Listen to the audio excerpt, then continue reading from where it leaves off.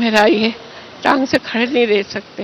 वो हमको बोला कि देख लेके आना पड़ेगा, फॉर्म देखना होगा। দুবার আমার হিয়ারিং হচ্ছে। শনিবার সরকারিভাবে এসআইআর শুনানি শেষ হলেও নির্বাচন কমিশনে আরও 7 দিনের জন্য সময়সীমা বাড়ানোর আবেদন করেছে মুখ্য নির্বাচনী আধিকারিকের দফতর।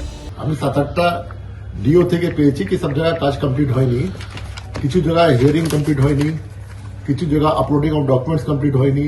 এটা নিয়ে যেটা লাস্ট ডেট ছিল 7 তারিখ, আজকে ছিল, ওটা আমি 7 দিন এক্সটেনশন চেয়েছি। রবিবার বিকেল পর্যন্ত কমিশনের তরফে তার কোনো উত্তর না এলেও এদিন দিনভর কলকাতার একাধিক জায়গায় চলল এসআইআর শুনানি। একই সঙ্গে উঠল হয়রানির অভিযোগও। কলকাতার রিপন স্ট্রিটের বাসিন্দা বছর 73-এর রেখা আদানি অনলাইনে এনিউমারেশন ফর্ম ফিল আপ করেছিলেন।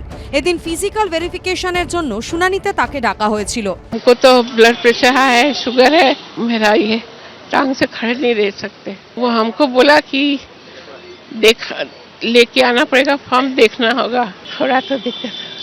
বুলবুল জয়সওয়াল কলকাতার ল্যান্সডাউনের বাসিন্দা। তার অভিযোগ, ঠিকঠাক এনিউমারেশন ফর্ম ফিল আপ করার পরেও এসআইআর এর খসড়া ভোটার তালিকায় মৃত হিসেবে দেখানো হয়েছে তাকে।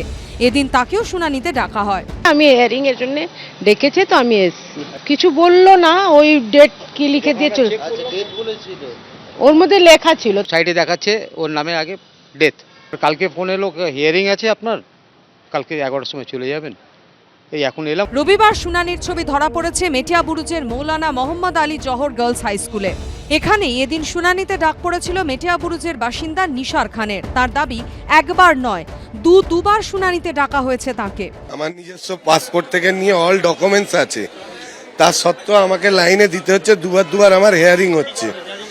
হিয়ারিং কারণ একটাই, আমার বাবার সঙ্গে আমার নাকি নাম ম্যাচ হচ্ছে না। এখানে নোটিশ দিয়েছে, আমার কাছে পুরো প্রমাণ সহ ডকুমেন্টস আছে।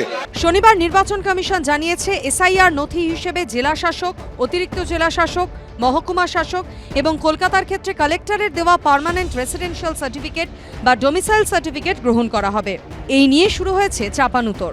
এই যে সমস্ত ডোমিসাইল সার্টিফিকেট, তাও ফ্যামিলি রেজিস্টার সার্টিফিকেট এই যে গ্রহণ করা হচ্ছে না এরায়, সেটাদের আগের দিন সুপ্রিম কোর্টে আমাদের মমতা বন্দ্যোপাধ্যায় বলে এসেছিলেন। এখন লাস্ট মোমেন্টে এসে ওনারা এসব তো করছেন। পশ্চিমবাংলায় যেভাবে তৃণমূল কংগ্রেস মমতা বন্দ্যোপাধ্যায়ের নেতৃত্বে এটাকে নিয়ে ঝাঁপিয়ে পড়েছে, মামলা করছে, মমতা বন্দ্যোপাধ্যায় নিজে মামলা করছে, এই জন্য আজকে এত পরিবর্তনগুলো হচ্ছে।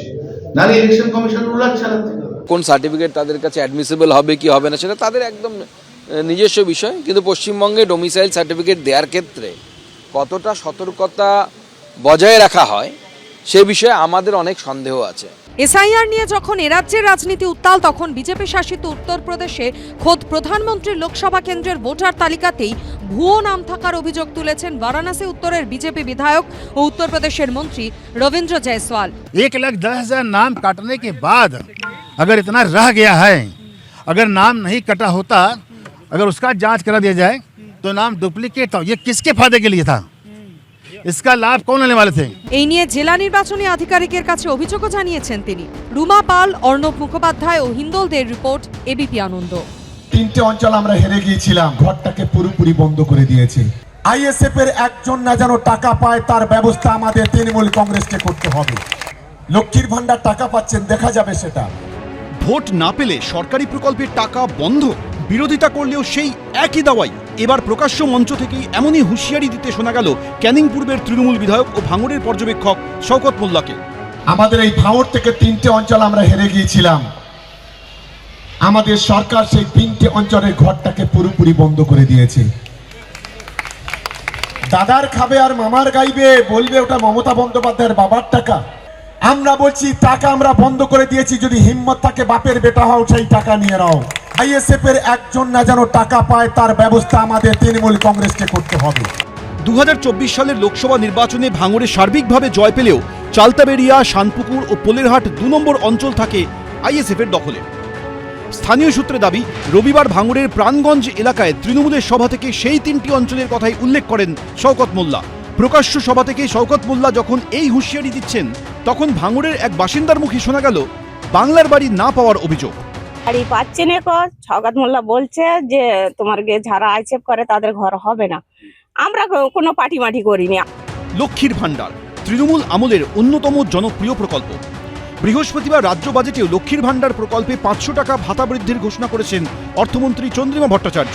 আর এবার সেই প্রকল্প নিয়েও ইঙ্গিতপূর্ণ মন্তব্য করতে শোনা গেল তৃণমূল বিধায়ককে। লক্ষ্মীর ভান্ডার টাকা পাচ্ছেন, দেখা যাবে সেটা,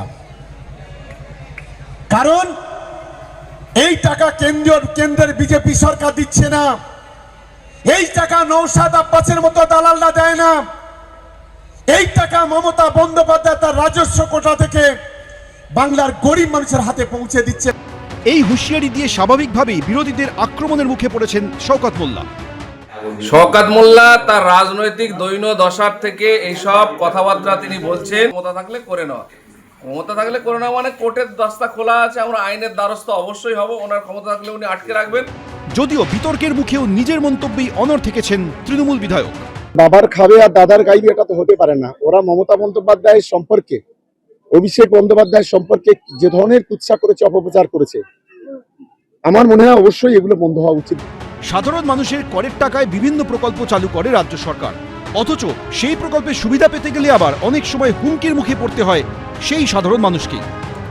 রঞ্জিত হালদার, হিন্দোল দে, শিবাশিস মৌলিক, এবিপি আনন্দ। এবিপি আনন্দ, এগিয়ে থাকে, এগিয়ে রাখে।